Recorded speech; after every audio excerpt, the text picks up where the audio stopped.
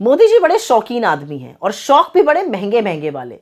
2023 में जब नरेंद्र मोदी यूएस गए तो उन्होंने वहां पर अमेरिकी राष्ट्रपति जो बाइडेन की पत्नी जिल बाइडेन को 7.5 कैरेट का एक डायमंड गिफ्ट किया था। इसकी कीमत $20,000 है, मतलब करीब 18 लाख रुपए।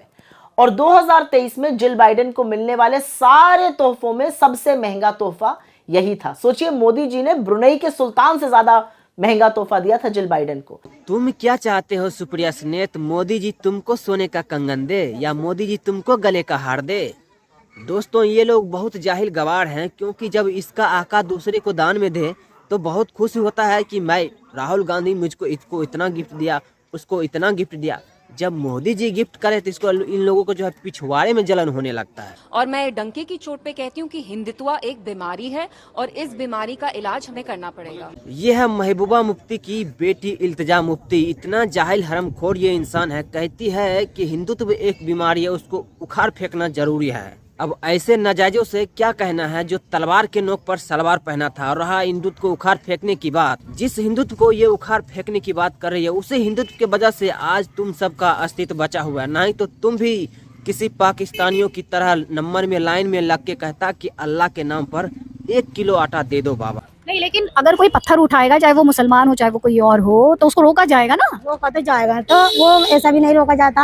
आपके पास डंडे थे, डंडों से मार लेते। किसी का भाई, किसी की माँ, किसी की बहन, किसी का कोई चला जाए घर से तो कितना सूना घर पड़ जाता है। लेकिन दीदी आप ये तो बताइए, पुलिस वाले भी तो किसी के माँ, किसी की माँ, भाई, किसी के पति में से तो कोई नहीं खत्म हुआ, के पति में से तो कोई नहीं खत्म हुआ। तो असली दुख दर्द यहाँ है। संभल के जामा मस्जिद पर जो पत्थर चला रहा था, उस पत्थरबाज की मौत हो गई, लेकिन पुलिस वालों की मौत नहीं हुई। इस महिला की सोच को देखिए।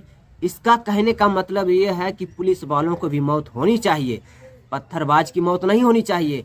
इसकी अम्मा भी वही कह रही थी। क्यों ऐसा पथराव क्यों ऐसा कुछ करना? पथराव ही तो कर रहे थे, कोई तुम्हें जान से थोड़ी मार रहे थे। पत्थर ही तो मार रही थी, कोई जान से थोड़ी ना मारा था। तो ऐसे जाहिल मानसिकता को दिखाना तो चाहिए। अब ऐसे ऐसे इंसान जो है भारत देश में रहता है, ऐसी मानसिकता रखने वाले को क्या कहना चाहिए, आप कमेंट करके जरूर बताएं। आईपीएस इल्मा अफरोज, इनका कहानी भी बड़ी इंटरेस्टिंग है। वैसे ये गरीब फैमिली से बिलोंग करती थी, लेकिन इसका पोस्टिंग जो है जहां कांग्रेस पार्टी का सरकार है हिमाचल प्रदेश में, वहां इसको ट्रांसफर किया गया। लेकिन वहां इस तरह से इसको जलील किया, इस तरह से बेइज्जती करके भगाया, जिसका कोई वर्णन नहीं है। इस पर जितने भी विपक्ष के नेता है वो सभी मौन व्रत धारण कर लिया। इस पर एक भी वीडियो नहीं बनाया, इस पर एक भी ट्वीट नहीं किया, क्योंकि ये मुस्लिम आईपीएस जो थी, एक कांग्रेस पार्टी एमएलए विधायक को जो है वहां नाक में दम कर दिया था कि गलत काम आप नहीं कर सकते, तब जाकर जो है इसको ट्रांसफर करके मतलब सस्पेंड कर दिया था।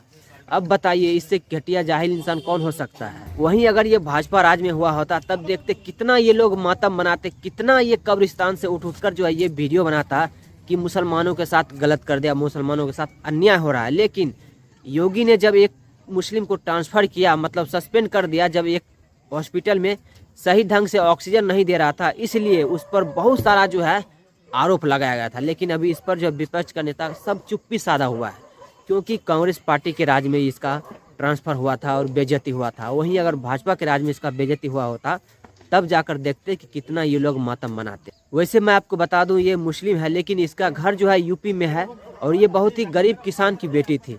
अपने पढ़ाई लिखाई कर जो है ये अपना आईपीएस का पद जो है ये हासिल किया। उसके बाद जो इसको ट्रांसफर करके हिमाचल प्रदेश में कर दिया, जहां कांग्रेस पार्टी की सरकार। और असुद्दीन ओवैसी ये जो कहता है ओवैसी कि हम मुसलमानों के सबसे बड़ा मसीहा है, लेकिन ये जाहिल भी एक भी वीडियो, एक भी इल्मा अफरोज के सपोर्ट में बयान नहीं दिया कि इल्मा अफरोज के साथ गलत हो रहा है। इसी से साबित हो जाता है कि ओवैसी एक नहीं 2 नंबर के आदमी है।